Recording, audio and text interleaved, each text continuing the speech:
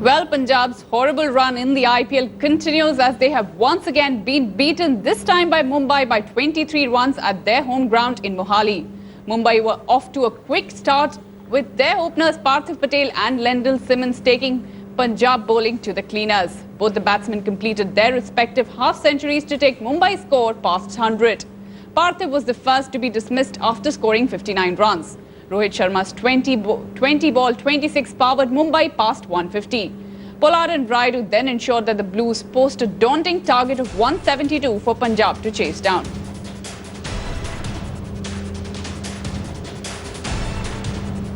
And obviously that is what Punjab failed to do. I'm joined by Nikhil Chopra in the studio and also joining me Saurav Ganguly and Boria Majumdar from Calcutta.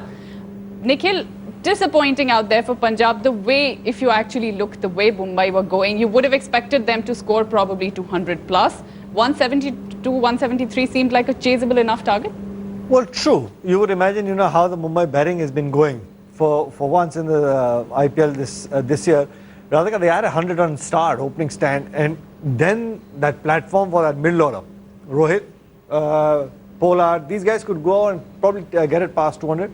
But I guess maybe the Punjab bowlers brought them back 172, 173. You're absolutely right. Chaseable. But I guess Punjab's problem, Viru not firing at the top, Vijay not being able to convert the starts that he's getting, that platform that needs to be given to the middle order. Maxwell gets an opportunity, once again, doesn't go out there and deliver. Miller in there, but unable to finish the game. George Bailey, he doesn't have that kind of game to get 12, 14 in an over. So I guess they had the opportunities, but somehow Punjab is just letting them slip away. If you look at that team on paper, it's a fantastic team. It's surprising to a lot of us. How come they're right at the bottom? It's a big, big surprise. The bowlers are doing well, but somehow the batting is not clicking at all. Rather, the batting seems to be a big problem out there for Punjab. You keep shifting and shuffling as far as the players. Maxwell came back into this match. Virender Sehwag is not fired. None of the overseas players don't seem to be performing. Bailey once in a while here and there. Batting seems to be the major problem out there for Punjab. Yeah, you absolutely answered the question, isn't it? Too many failures in a batting lineup. Virender Sehwag at the top, Maxwell, George Bailey. You look at these Australian boys, most of them, other than David Warner and Mitchell Starc, who came after a break from the World Cup, they are struggling because a World Cup takes a lot out of you. You look at the Indian players who have been a part of this World Cup. They struggle. Shikhar Dhawan, Virat Kohli, Mahendra Singh Dhoni. They've been up and down with the performances because they've had a long season and World Cup takes its toll. So I'm not surprised. Mitchell Johnson has struggled with the ball. He's not been able to take wickets. He's not been able to put a hold on the runs. So too many players in the team hasn't performed, and they are big names, as you said. Virender Sehwag, Maxwell, Bailey, and Mitchell Johnson, four of their best players. David Miller has been good. Bailey has been on and off. Riddhiman Saha has hit the ball well, and Murli Vijay has been consistent. So this is, and also their coach Sanjay Bangar, who's had a tough 6-7 months of cricket. He was on the road in Australia for 4.5 months, and then come and be an IPL coach in 8 days. It takes a lot out of you. So these things, whether you agree or you don't agree, these things actually quietly get into your system and play in your mind. So I'm not surprised with what I'm seeing. And as you said, when too many players are out of form, a team struggles. Let us actually now look at who the star players, who the star performers of this match were. And let's first look at who actually bowls the over of the day. But this time it is actually a batsman who was brilliant. Parthiv Patel played a brilliant knock today, and in the 5th over, facing Mitchell Johnson, he ended up scoring 17 runs. A brilliant knock by Parthiv Patel, and that is who we have decided to give our over of the match to. The player of the day is also Parthiv Patel. Brilliant innings by him. 59 of 36 deliveries, 5 boundaries and 3 sixes. Parthiv Patel clearly the star of the match today.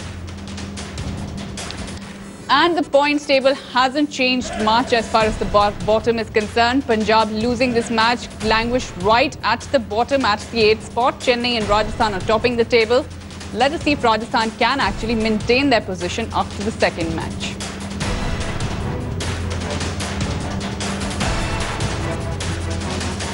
Nikhil, we did speak about Parthiv Patel. You don't expect him to hit Mitchell Johnson out of the park. The way he batted today was brilliant. If you could actually talk us through his innings today, we can obviously see the way his wagon wheel also works. But if you could let us know how spectacular was Parthiv today. Well, Parthiv, he's a little dynamite and he likes to play from within his reach. the straight drives. He's not one of those very powerful hitters. He likes to use the pace of the bowler. You look at his wagon wheel, the drives that he's been getting, but he doesn't go over the top, looking to clear a lot of bowlers. Anything short, he's very quick to latch on to it. So he plays well within his limitations, and the good thing is, he gets going, at least he gives the start the momentum that they need. In quick time, the striking rate is phenomenal. So you've got a platform for the middle order to go out there and fire. I'm happy that he's doing well, because it was about time. That little dynamite went and got runs right at the top, because the opportunity, Radhika, is phenomenal when you go and open right on top. So he needs to grab that opportunity with both hands. He's got a complete game. He uses the ground with great amount of ease. I'm happy that he's getting runs. He's done well, Dada, but if we look at the Mumbai batting, obviously that was spectacular, but their bowling did a pretty good job as well. Defending 170 plus probably did not seem that easy, but the bowlers were spot on. Vinay Kumar bowling brilliantly today. Yeah, 170 is gettable in Mohali because it's a good pitch, it's a fast scoring outfield, so it's not an ungettable target. But as you said, most of the batsmen are out of form. Maxwell, when he plays well, the reverse sweep, he can clear the grounds at will, but he hasn't been in the best of forms. He was left out, so the reverse sweep went straight into the hands of the short leg of the short third man fielder, Virendra Sehwag, once again whipping through the onside and getting caught at point. So when you don't play well, the bowling looks even better. They have a terrific bowler in Lasith Malinga at the top. Mitchell McLanagan has stood up for them, and I think it's a combination of good bowling and equally poor batting from the Kings 11 Punjab. With someone like Glenn Maxwell, the way he bats, he will a lot number of times in his career go through these phases, because at this level you cannot keep swinging all the time and keep scoring runs all the time. So he needs to rethink about his batting. I'm not saying change it completely, but when he's not playing well, he needs to find a way to give him a little bit of time, because at the end of the day, he's human. He is not superhuman. I've seen the greats like Brian Lara, Sachin Tendulkar, Ricky Ponting change their game when they were struggling for runs, and Glenn Maxwell will have to do that if he has to perform for Kings 11 and if Kings 11 has to get back into the tournament. Let us now actually shift our focus to the second offering of the day. Rajasthan will look to regain their winning form when they take on a resurgent Delhi at the Brabant Stadium in Mumbai. Rajasthan lost their third match of the season, a close contest against Mumbai in their last match. But despite that, they have held on to the second spot. The Blues will be hoping to regain their winning form. The bowlers need to step up though, as they have not been able to live up to the mark in the last few matches. Over to Delhi, for whom home ground proved lucky as they dismantled Punjab in their last match. The return of Zaheer Khan was a big boost for Delhi, who have not had an ideal start to the season. The next few matches will be crucial in their search for a semi-final berth. The match takes place at the Brabant Stadium in Mumbai and is about to start at 8 p.m. Indian Standard Time. Dada, what has really happened to Rajasthan? The way they started the season, not losing a match, and now it is difficult for them to register a win. What is happening with Rajasthan out there? Similar to last season, isn't it? They started with a bang and then didn't manage to qualify. Lost 4 games in a row. The last one to Mumbai Indians at the Wankhede Stadium, where Corey Anderson just smashed them out of the tournament. And you can see a similar trend in that squad. I think Rahul Dravid will need to use the experience of last year and try and change around things. Momentum is very important in sport. In any format of the game you play, your momentum has to continue. And if you look at the points table, except the top 2, which is Chennai at 12, and Chennai also has had a bit of an up and down in this part of the tournament. Except Rajasthan and Chennai, the rest all are on 9 and 8. So anybody could finish in the last 4. It's not over for any one of them except probably Kings 11 Punjab. So from that point of view, Rajasthan will have to rethink. Rajasthan will have to find a way to get the players back fresh and see if they can bring in some new players and try and win the game, because their resources are limited. They depend a lot on Steve Smith, they depend a lot on Watson. Faulkner has just died down in the last 4 or 5 games of the tournament, and he's a major player for Rajasthan. James Faulkner, he's a major player for Australia, he's a major player for Rajasthan. So I think Rahul Dravid has to find a way to get Faulkner back into the game as quickly as possible, to get a few games wins under his belt and then qualify for the last 4. In fact, Gurinder Sandhu will be playing this match. That is a change that Delhi have made. And we spoke to the 21-year-old Australian seamer Gurinder Sandhu, who spoke about his experience in the IPL, and he makes his debut today. Listen in to what he had to say. the Delhi side is known to have quality leg spinners, but they do have some quality pacers as well. And joining me is Australian sensation Gurinder Sandhu. Sandhu, first up, thanks a lot for talking to Headlines today. My first question, how has the experience so far been? First of all, back to you. Thanks for having me. The experience so far, it's been really, really good. And I'm very thankful to be a part of the Delhi Daredevils squad and team, I guess. And yeah, it's been really good so far, like I said before. And it's a privilege and an honor to be representing Delhi in the IPL. How different is playing in the IPL? I mean, you get to play a game, but to be a part of a squad which has players like Zahir Khan and Mohammad Shami obviously was there. So how different is it from playing in Big Bash to playing in IPL? The experience has been unbelievable, especially the atmosphere created by the fans. You know, on the way to the grounds, in the bus you're going, you see so many fans on the roads and stuff like that as you get closer to the stadium. So it's been different. You don't see that much in the Big Bash or in Australia. So yeah, it's been an eye-opener for the experience side of stuff, and the atmosphere that the crowd, they're supporting us, which is very, very good, and the atmosphere that they create is unbelievable. So, I mean, yeah, it's been an unbelievable experience so far.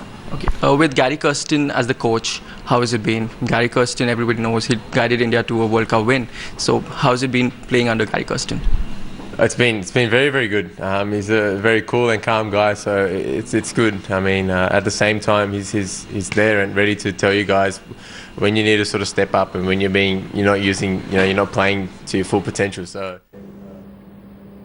Dada, Gurinder Sandhu actually makes his debut in the IPL today. He will be playing for Delhi. What do you make of him, and how critical will he be to Delhi's performance today? Depends on whether he gets a game tonight or not for Delhi, because Zahir Khan's come back, he's bowled well. Coulter Denial has bowled very well for the Delhi Daredevils, and he gives them a bit with the bat lower down the order. So I'm not too sure whether he'll be able to get a game for Delhi tonight, but they rate him very highly in Australia. He played a one-day game against India in the summer. They rate him as a very good T20 bowler, and he was a part of the Australian T20 squad. But whether he gets a game tonight, we'll have to wait and see, because the selection criteria for IPL is completely different. You can only play 4 overseas. And if you look at the trend of the Daredevils, they've played Coulter Denial and Imran Tahir as the leg spinner and 2 overseas batsmen. So I'm not sure whether he's going to get a game tonight. Actually, he is playing today's match, and that is why I asked you, how critical do you think he will be? I mean, do you think he can actually deliver in his very first game? Okay, so he's got a game tonight, so I presume that it will be replacing one of the other fast bowlers for the game. I haven't seen him much, so I really don't know. But the Australians rate him very highly, and I'm sure he will be tested by the Indian conditions, because bowling in Australia on those pitches are different, and bowling on that flat Firozshah Kotla will be different, or any other Indian pitches will be different. So it will be a good exposure for him. He will be actually taken aback by the intensity and the razzmatazz of IPL, as Gary Kirsten got tested in his first year. The stands will be full on a Sunday, and we wish him good luck. Hopefully he does well. Nikhil, in fact, who do you think will hold the advantage? The match is going to be played at the Brabant, and that is where Rajasthan sort of held their camp as well early on in the season. Do you think the conditions will favour Rajasthan, or a huge band of Mumbai players in Delhi will help them? I guess, at the Brabant first game being played, and since the Rajasthan have held their camp, their training camp, they would know how the ball's going to be reacting under lights, whether there's going to be any dew or not, any such dew. The side chasing, if there's dew, then of course, the side looking to defend, it'll be a little difficult for the spinners. The ball will start to spin. I don't know how the wicket will react. Normally you see a lot of bounce, and you get value for your shots. If it plays true to that sort of advantage, it's going to be one cracker of a game, because you've got plenty of match winners in the Daredevil side, and also you've got plenty of match winners in the Rajasthan Royals.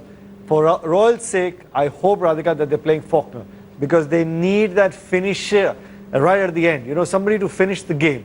Faulkner not playing, that's why they lost last time. So, one of those fantastic spectacles, you want to be sitting on the fence. Let us just see, Nikhil, if Rajasthan can actually finally get back to winning ways. Thank you so much for joining us, Nikhil. Thank you so much, Dada, for joining us from Calcutta as well. With a few months before the Rio Olympic qualifiers, Boxing India chief Sandeep Jajodia has been ousted by a no-confidence motion in a special meet held in Delhi today. 31 states units attended the meeting, 55 cast votes against Jajodia while 2 were in his favour. Sensing defeat, General Secretary Jay Kohli had resigned on earlier in the day itself. Rebelling units are now all set to call another meeting to hold fresh elections and appoint the next president and secretary in the next 45 to 60 days. In the meantime, Nagaland's Merin Paul will be looking after the Boxing India affairs. As per IBA rules, an interim committee can take charge of the federation for a period of 6 months. Meanwhile, ousted President Sandeep Jajodia termed the meeting as illegal and did not attend it. Well, there is great news for Indian athletics, though, as shot putter Inderjeet Singh has become the first track and field athlete to qualify for the 2016 Rio Olympics. Inderjeet qualified for Rio with a stupendous toss of 20.65 meters, while the qualification mark was set at 20.50 meters. The Haryana lad missed the national record of 20.69 meters held by Om Prakash Singh by just a whisker. Om Prakash though finished third at the Federation Cup with a throw of 18.02 meters. Inderjeet is so far the only track and field athlete from India to qualify for the Rio Olympics. We spoke to Inderjeet earlier on in the day. Listen in to what he had to say after making the cut for Rio. First of all, I would like to thank you. You are the first electronic media I'm covering. It's not, for me, my preparation was much better than this performance. Although I came for much better performance here, then also I'm happy and thank God I have qualified. I'm thanking everybody for that. And most probably by this performance we can't be in medal in Olympics. So qualifying, it doesn't matter. We have to do and prove this time that we can also get medal in Olympics. Already 100 years we don't have any medal in Olympics in athletics.